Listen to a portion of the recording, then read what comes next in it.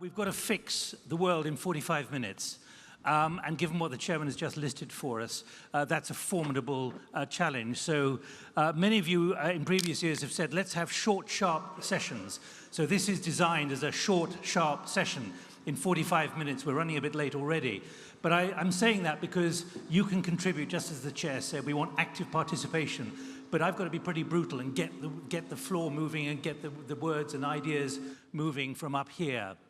In what the minister said last night was a tumultuous time we're facing, and what we've just heard from the chairman as well, potentially epochal change as well. So we've got 45 minutes to address particularly the impact on you. Now I want you to get your handsets open because we're going to ask you a question now, and I'm going to compare the answers now to what you say in 44 minutes. So can you just get your handsets out and go to the middle of the opening page, the home page, where it says polling, because I want to come to that question in a moment. But first of all, and I've told all the panelists, no opening statements, or this is about getting to the heart of these issues very quickly. But first of all, Danny, let me just ask you and each of you, do you agree that these are shifting business landscapes, overcoming disruptions, wagee, crisis becoming an opportunity?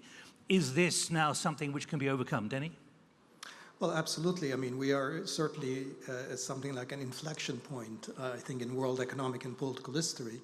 And we have to face these challenges. And I think we'll have to figure out a new way of, if I can use a Cold War analogy, a kind of peaceful coexistence between the United States on the one hand and China.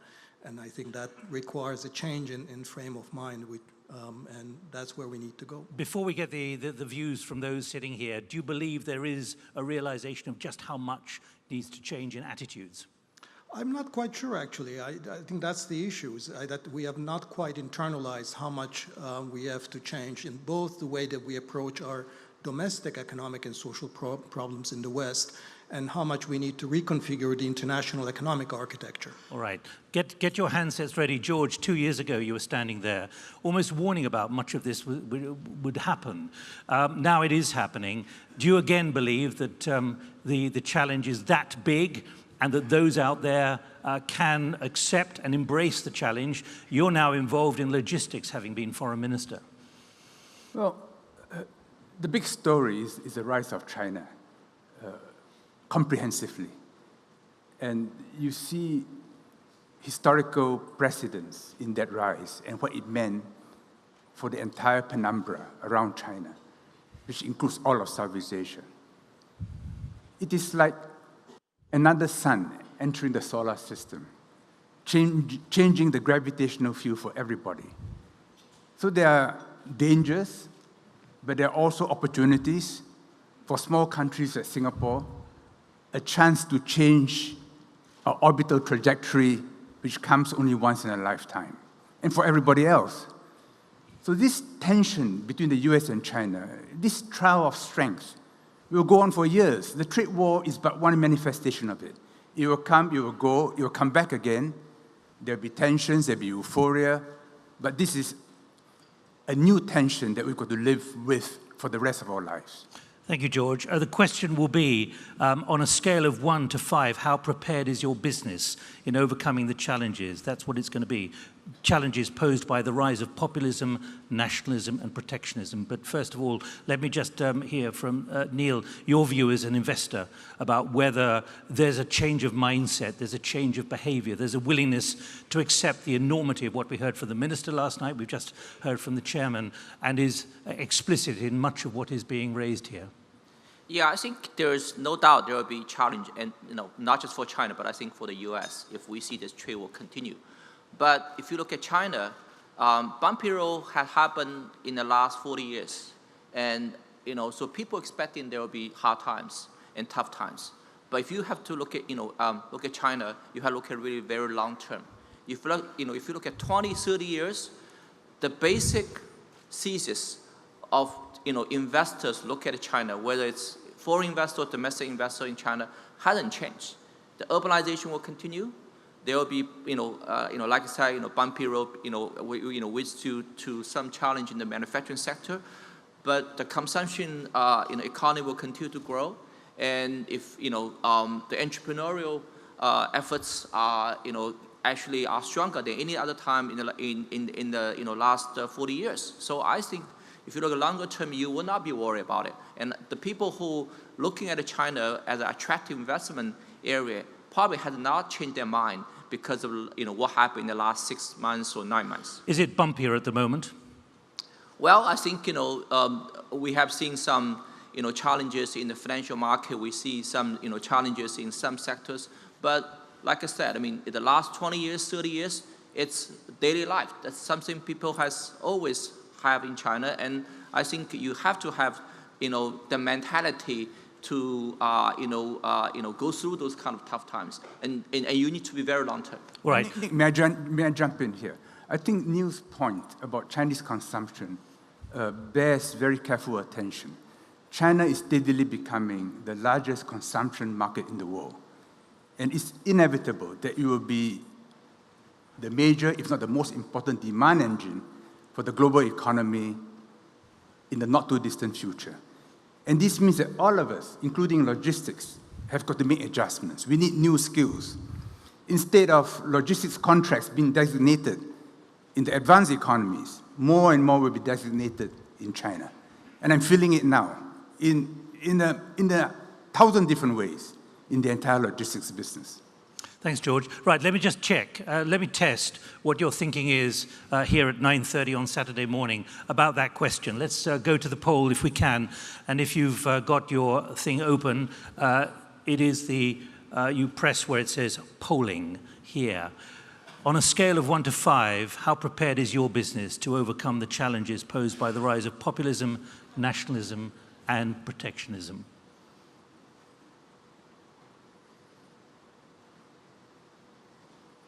Well, you can see where the trend is. It's sort of halfway in the middle. We've got about 42% on 3. In other words, you're hedging one way or the other. And it's a pretty equal distribution one way or the other. This is just to sample the way you're thinking and whether you're going to be persuaded that life is going to become more difficult or much easier in the next 30 minutes. So let's bear that in mind, and we'll make a comparison. I'm just going to write down the numbers, 30, 43, 21, roughly. Okay. Now, we have about 100 of you who've contributed, so this is a rather skewed sample at the moment, given that there are about 400 of you in here. Now, when it comes to putting points to me, if you've got thoughts, can you please use the app? Then I can gauge which direction you want to take the discussion. We'll use hands as well, but we really have very limited time, so I want to be as efficient as I can in the next 35 to 38 minutes. So let me move on and stop, please, posing your questions or putting your thoughts, and I'll come to you, and then I can move the microphone as well. Let's move on the issue of, Danny, of what's happening in America and the kind of framing we need. You've come with absolute clarity from Cambridge, Massachusetts, another center of the world, which is at the heart of American thinking. What message do you come with about the clarity and the sureness of what is happening in Washington and the messages being sent internationally? Well, one thing we've learned, those of us living in Cambridge, Massachusetts, that we actually couldn't be further away from the United States. So I'm not sure I'm the right person on that. But I think clearly Trump is a phenomenon, and what can I say more than that? But I think we must not exaggerate the importance of Trump. I think there are important structural problems of the world economy, the competition between a rising economic and political power and established powers, that we're moving into a multipolar world. And there's a broad-based reaction to the kind of economic policies that have been pursued in the last quarter century. I think Trump is very much a symptom of this. He's not the cause. So I think we need to bear in mind that whether Trump was the president of the United States or not, in many ways we'll be facing these tensions, and we need to confront them. Unfortunately, of course, Trump isn't making it easy for us because of the crazy way in which he's managing it. There's both an upside and a downside with respect to Trump. I mean, I don't need to tell you about the downside. But I should say that he doesn't think what he's doing is crazy. He thinks it's totally logical. Well, you know, it's when you have people who are sort of, you know, closest to him, working with him day in, day out, writing op-eds in the New York Times anonymously, explaining how, in fact, inconsistent, incoherent, and divorced from the truth he is. It's very hard to believe that objectively. But I think the upside of that is that, you know, Trump has instincts, but he doesn't really have long-term strategy. So I think if you want to think about this, for example, in terms of the trade war, clearly Trump has mercantilist and unilateralist instincts. Mercantilism means exports are good, imports are bad. It means whatever is good for me must be bad for you and vice versa. And unilateralism means I'm going to do it on my own. So those are his basic instincts. On the other hand, he just, you know, he's not the kind of person who has a follow-through. So, you know, he can be easily diverted. So I think he can very easily walk away from, you know, claiming victory, whatever the facts on the ground is. So I think, you know, China actually is going to be quite successful at managing this. And if I were to look at sort of what are the biggest risk points for the world economy in the next 5 years or so, I wouldn't list trade war in the top three of those. I think there are much more serious problems. And we'll get through this. And it's certainly not going to, it's going to be ugly, but nothing like, anything like the 1930s. Can you predict 5 years? They have to make business plans. Well, you know, I think, you know, it was John Kenneth Galbraith who said that, you know, world created economists to make astrologers look good. So all right, okay. I'm not going to say that. Do please put questions to me, please, and file them if you can. I will come to the floor as well, but help me understand what's on your mind. And even if I just read it out and put it to the panel, I'd just like to know what's on your mind. We've got about 35 minutes left. George and Neil, is this a blip? Is it a bump? Or are we experiencing now an earthquake? George. No, Steve Bannon describes it not as a trade war, but as an economic war. For Peter Navarro, it is death by China. So there's no doubting that in the US today, there is a growing anxiety, both intellectual and emotional, about China's rise. And it's not difficult for an economic war to become a political war, to become a real war. And we've got to worry about this. And companies which are in the line of fire, I think, find it very stressful. And for that reason, many of them are relocating to Southeast Asia. So ASEAN will be a major beneficiary out of all this. But going back to the US-China relations, this so-called Thucydidean trap, I think it's a little overwrought. It has to be intellectually argued against because the nature of China is very different from that of the US. The US sometimes wishes China were like itself. If China were like the US, war is inevitable. But China is not like the US. Every dynasty rebuilds the Great Wall. Think about that.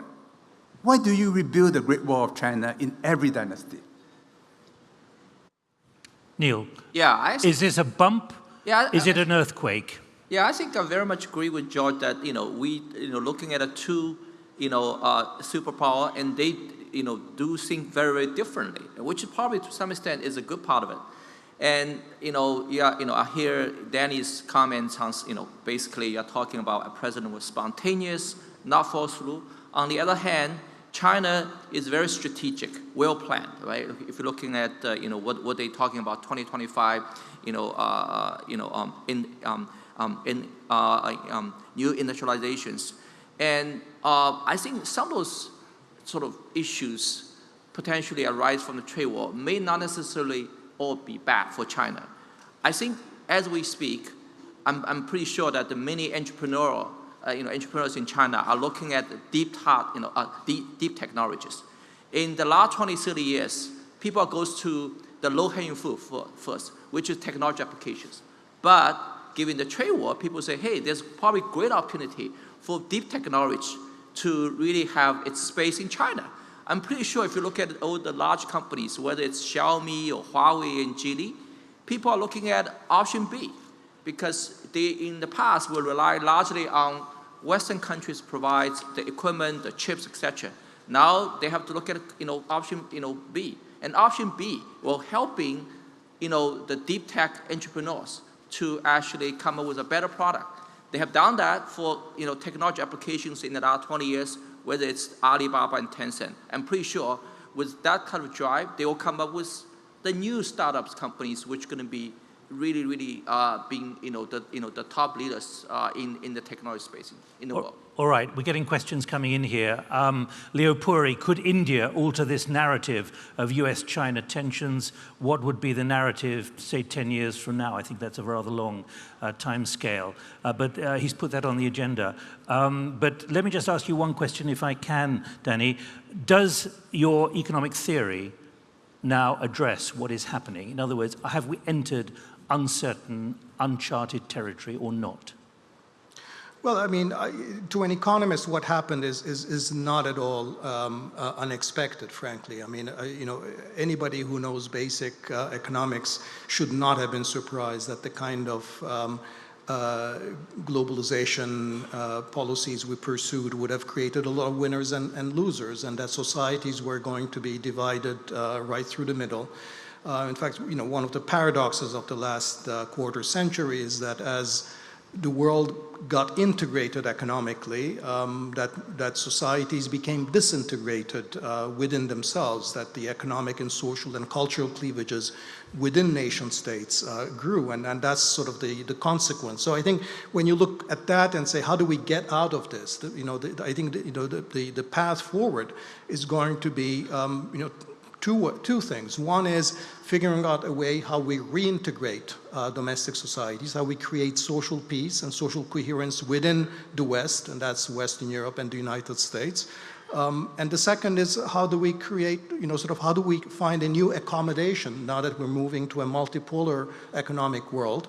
And there, I think what we need to understand is that we built a world economy under false premises. And those false premises were that different countries would start looking more like the United States or the West, and that there was going to be convergence to one kind of economic model. And China is not playing this game, and for good reason, because China says, I know how to manage my economy very well, thank you very much, look what I've achieved in the last 40 years. And so I think it's got to be a kind of accommodation where the West understands that China has its own model, it's not going to become like the West.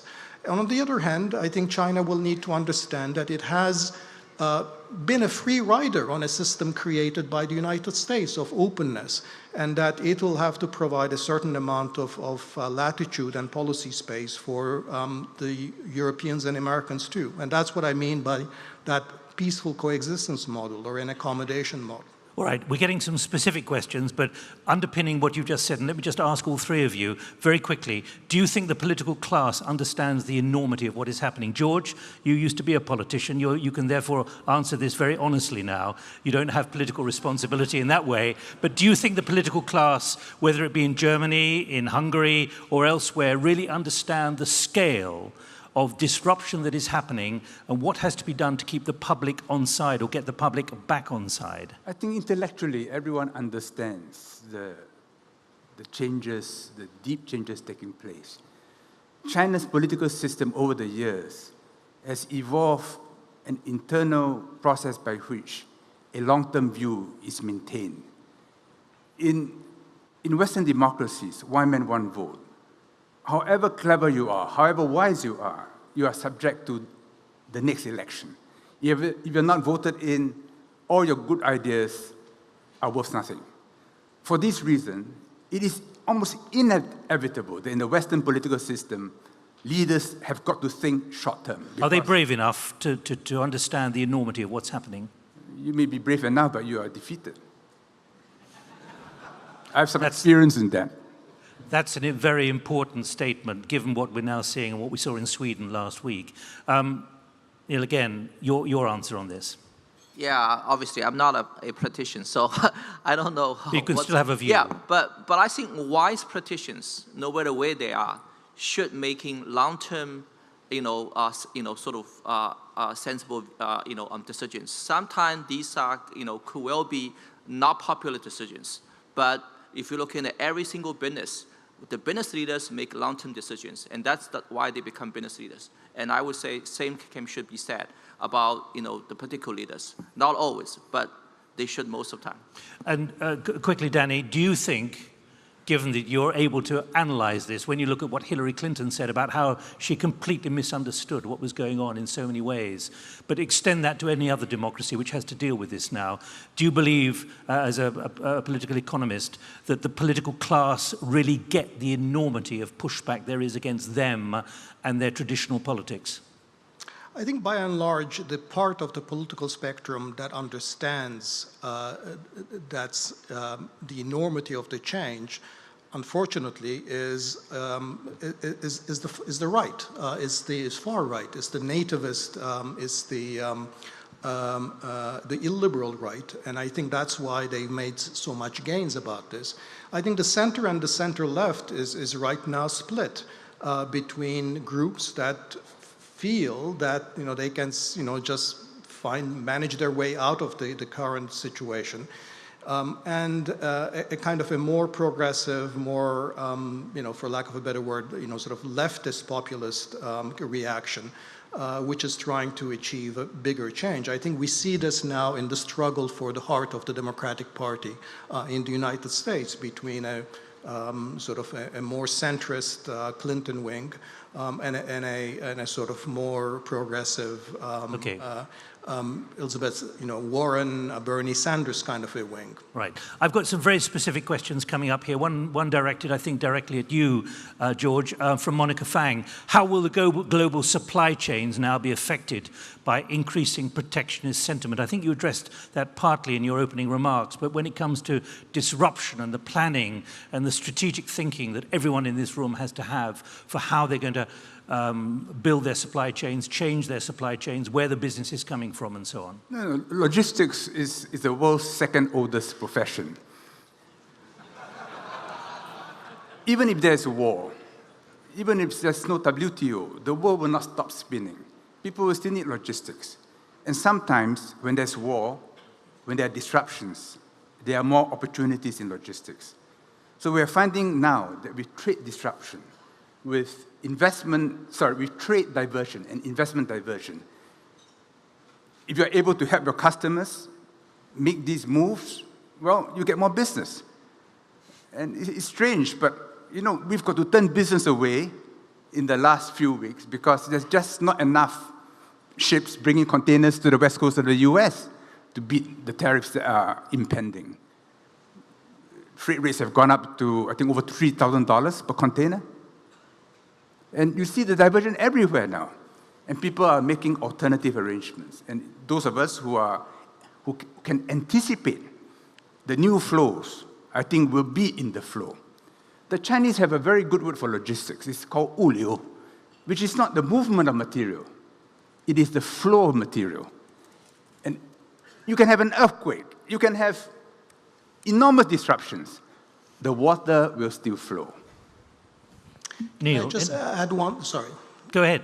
Just on the supply chains and global value chains. I mean, one of the interesting phenomena in the last few years, in fact, is that the spread of global value chains began to stagnate a few years back, and in fact, and that predates Brexit vote, the rise of populism, and Trump. So there are actually underlying trends that are pushing towards greater reshoring of a lot of industries, manufacturing industries. So my guess is that actually we've gone through a period of very rapid expansion of global value chains, but that sort of has come to a bit of a stall. Okay, Neil, do you want to come in on logistics at all, or shall we move on? Yeah, I think I want to make a comment here that I think obviously there's a pushback on international trade, but one factor which is actually go the other way around is actually promoting international trade is the rise of digital economy. And part of the reason why logistics becomes such an important sector nowadays because e-commerce is such an important, I think contributor to the retail economy everywhere in the world. So I think cross-border logistics become even more important than ever before. Right, there's one consequence of the current trade tensions is that China will give a further push to Belt and Road as a way to diversify out of its dependence as an exporter of final products to the US. We are finding it moving in all directions now. There was a question about India. The trade between China and India is growing. I'm handling more and more containers from China going to India. Someone asked about India's role in this new dispensation. You know, everyone hopes that India can be used against China. The Indians are too smart for that. If anything, the Indians will use China against the West for its own purposes. India will calculate for itself. And in the long term, if you cast your eyes down 30, 40 years from now, the relationship between China and India will be critical for all of Asia and for the world. And that relationship is worth watching closely. And you watch how Xi Jinping in recent months has been wooing India and keeping Modi close to him. And Modi is responding. I'm going to try and group some points here because there are trends here, particularly on Europe, which I'll come back to in a moment. But on China, two thoughts here. One from Ang Seng, who's at GIC, head of infrastructure. Do you think the US aims to contain the growth of China, regardless of fairness and reasonableness of approach and tactics? If so, how should China respond? And Piyush Gupta, chief executive of DBS, the bank, Trump is a manifestation of an age of inequity and uncertainty, especially the future of jobs. Will the great disruption be in sociopolitics? How do you feel about that? There is a sort of linkage there about the US and its ambitions. Danny? Well, you know, it's very hard to think of Trump as somebody who has sort of a big picture or think about a sort of a fair world economic order. But as I said earlier, I think you know, China is playing the long game, as also Neil and George have mentioned, and I think they'll manage this. And I view Trump really as a temporary phenomenon. But there are sort of, you know, there are deeper issues that we've all raised, and our conference chairman, Mr. Ho, raised about, you know, how do we accommodate such a new power, and we'll have to deal with that, and we'll have to deal with that fundamental tension. How should China respond, Neil? That question from Ang Seng. Yeah, I probably always looking at sort of the entrepreneurial perspective. You know, I don't think those sort of new dynamics, new dynamics will really, you know, totally change the entrepreneurial efforts of the Chinese, business. And for example, we are talking about, you know, the economic integration between China and Southeast Asia countries. And there's obviously, you know, barriers and there's challenges, and especially given this big environment.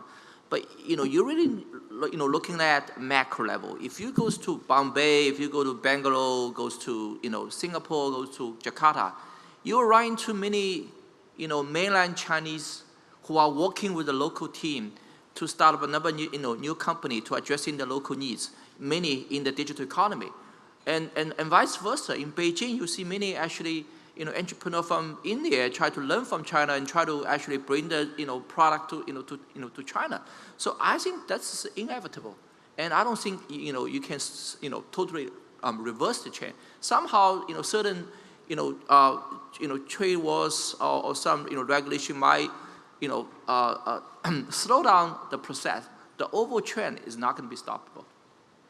And that point from Piyush Gupta about a great disruption in sociopolitics. In other words, the way our societies are constructed and configured being under challenge here because of these new disruptions. George, do you see that? Oh, yes. I think hierarchies are all dissolving. We're becoming more neural in the way we're organized. And those societies which facilitate this evolution, they will surge ahead. Whereas conservative societies, which are trapped in old ideas, old structures, the way John Maynard Keynes described the thoughts of old economists, I think is very relevant. So those countries which create an internal system where change can happen quickly, they will have the greatest experimentation. And you look at, and Neil is deeply involved in this. If you look at the cyberspace within China, when we read reports about China, we read about the Great Firewall and all the restrictions and censorship. But within China, you in fact have the most dynamic cyberspace development in the world today, creating entirely new patterns, creating huge advances in artificial intelligence, which is used not only commercially, but for democratic purposes and for governance. And if we are too ideological, we'll not be able to study what's happening within China. But what is happening there is breathtaking. We've got one question on that. Let me come back to that in a moment, but there's just this one idea of sociopolitics here, Danny, the fact that the nature of societies is changing in a big way. Andy Haldane, the chief economist at the Bank of England, said a couple of weeks ago, we're in danger of seeing the hollowing out of communities because of this disruption. Well, I mean, this is not the first time this is happening. I think we know that advanced globalization always creates this kind of a backlash. We've lived that in the early part of the 20th century. And I think what happens is that we create this imbalance between markets and enterprise and business that wants to be global and our organization of politics, which is still very much local and national. And how do you balance those two things? And ultimately, you can balance it in only one of two ways. Either our politics becomes global as well, and that's a mind-blowing thought, or our economy will have to become a little bit more national and more local. And how we deal with this tension is, we haven't talked much about Europe, but I think it's coming. Europe. Okay, but Europe is basically. Is still suffering and has never solved this particular tension, whether how it's going to square an economic union with political disunion. And I think this is one of the weakest areas in the world economy and one of the greatest risks to the world economy. Yeah, we've got several questions, but obviously I want to group them. But let me just pick up on what George was saying. Two questions from Kishore Mojani. Rather than trade wars, isn't the real disruption and opportunity that of technological innovation? And a second one from Lee Chaw Pan, how might a trade war turn tech war between the two look like? Both have different standards governed by different regimes. It's not quite the point that George was making, but it's down that direction of travel of the enormity and the extraordinary nature of innovation, particularly in the PRC at the moment. George and Neil. Neil. I think, first of all, I think for the internet, development in China, like George had mentioned, China is, frankly, is ahead of game compared with U.S. And part of the reason is because of the large scale of the consumption economy. The other reason is, the so-called traditional economy may not be that sophisticated enough to address many of the needs. So, with technology. The large populations, the Chinese digital economy has, risen to a very sophisticated level, probably in the mobile, age ahead of U.S.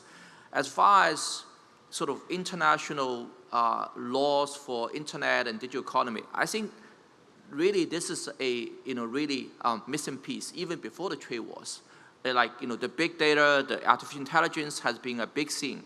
But, look, we have no laws about how to governing, the data exchange. I mean, data could be the most valuable asset in the world, 30 years, 50 years down the road. But there's nothing really come out of any country really, sort of governing how we should looking at, this very valuable asset, and what's the laws, across different countries. I will argue that there should be a international sort of organizations like United Nations on data exchange and on data asset protection. Many years ago, Kishore gave those of us in the armed forces a series of lectures on Marxism. Mm-hmm. And on this bicentenary of Karl Marx's birth, perhaps I should take a Marxian view, that structures and systems which facilitate the unleashing of the productive forces of new technologies will triumph. And this applies to countries, it applies to companies, applies to universities, even applies to families. So making this adjustment is critical. Lee Kuan Yew once said of America, which for a long time was a crucible of such experimentation, that it drew from a talent base of 7 billion, while China could only draw from a talent base of 1.3 billion. How the position has reversed. If you look at Chinese thinking now on the Greater Bay Area, their intention is to turn into a California. They're making it easier and easier for foreign talent to move in. How can China, with such a large population, be short of talent? But you hear that complaint all the time, we are short of talent. So that expression is really an expression of how you're responding to technological change. And this is a very important, a profound internal debate within the US, which I hope will be resolved quickly and positively. Daniel, for you as a professor of international political economy, does the literature cope with this?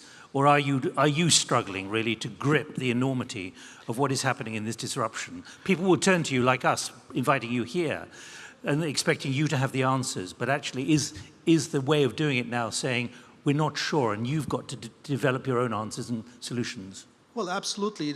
No, we're not sure. I mean, I think we talk about experimentation and innovation, and we immediately think about technology. But I think what we need is a lot of experimentation and innovation in our political systems too. And I think that's really where we're. Is that what's happening at the moment? We haven't. Well, in principle, the ground of the ferment is being prepared, but we have not had a significant amount of experimentation, but I think that's going to come. I mean, the key thing about capitalism, if you look at it in the long historical evolution of capitalism, how has not been one thing. It has changed over time. The kind of capitalism that the Industrial Revolution produced is very different from the industrial capitalism we had in the 19th century, early 20th century, very different from the welfare state capitalism. And it's changed a lot across space and countries too. The Chinese style of capitalism is very different from the American or the Swedish one for that. I think we will need to move to the next stage where we're actually having a kind of working out a different type of arrangement that deals with these technological challenges, because technology is going to create huge tremors with respect to what it does to demands for political freedom and liberalism in China. That's an elephant in the room where we have not talked about the political implications of that in China. And secondly, in the West, the challenge of jobs. I mean, technology and what it means for job creation or for wages and income distribution. And there again, I think we will need to engage in significant experimentation in different types of policies. Okay. Yeah, there are voices in the room, maybe we'll hear them later, who say that capitalism is under challenge now, not least because of the next generation and the view they're taking of values and so on, which will probably come out over lunch. But let me now, as I promised, we've got 5 minutes left only. I've extended it a little bit, trying to make this Rubik's Cube come together, at least one side of it showing by this time. Europe. Which has been mentioned already quickly, but there was a word from Michael Jenkins. It's interesting that Europe has not been mentioned once. We have now mentioned it, but is Europe irrelevant now? Professor Aldo Belloni, Europe is part of the problem. Can Europe be part of the solution? And Professor Arnaud de Maya, is there still a role for Europe in this new world? You can see the direction of travel there. Neil. Yeah, I think we, as an investor, would love to see more innovations and technology innovations in Europe, and I haven't seen that in the last 10 years. I mean, we've been always looking at the European sort of continent and say, should we actually set up a European dedicated fund? We never did that because indeed most of European technology either are limited to in scale, or mostly actually end up find its huge applications in America. So, I think that's something probably is a missing piece. George. No, I know the mood in Europe is a bit down now, but if you look historically, European contribution to world history, to global civilization, is inordinate. Tribal peoples constantly warring against one another, creating this incredible diversity within a small continent.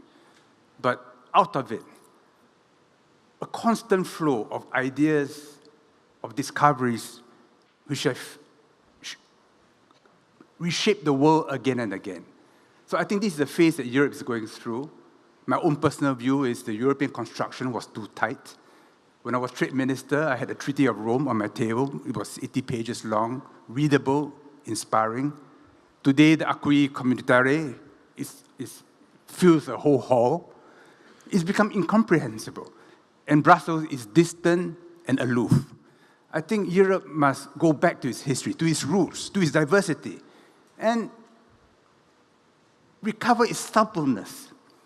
I hope after Brexit, with China, Europe will recover its center and move to a more intermediate position, which I think the Chinese would like, which the Americans may not quite like, but it's good for the whole world. Thank you. Could you get your handsets ready? I want to come back and see if your view has changed, and I'll come to you in a minute, so just make sure you've got your handsets ready. Let me pick up on that point finally, Danny, because there are those who say democracy is working extraordinarily well in Europe. Look what democracy is doing. It may not be what you like or what you expect or what you want, but actually what's happening in Italy, what's happened in Sweden is exactly what democracy should be about. But that's the shock to the system. Absolutely. I mean, I really want to second what George said, that you know, Europe has really shown us the possibilities of humanizing capitalism in a way that I think very few other parts of the world has done. And is that message getting through? I'm sorry? Is the message getting through? Well, I think, you know, the problem again, as George said, is that you know, that the path on which European integration has moved is an unsustainable and completely unstable path. The architects of European integration always envisaged that at the end of the road there was going to be political integration too.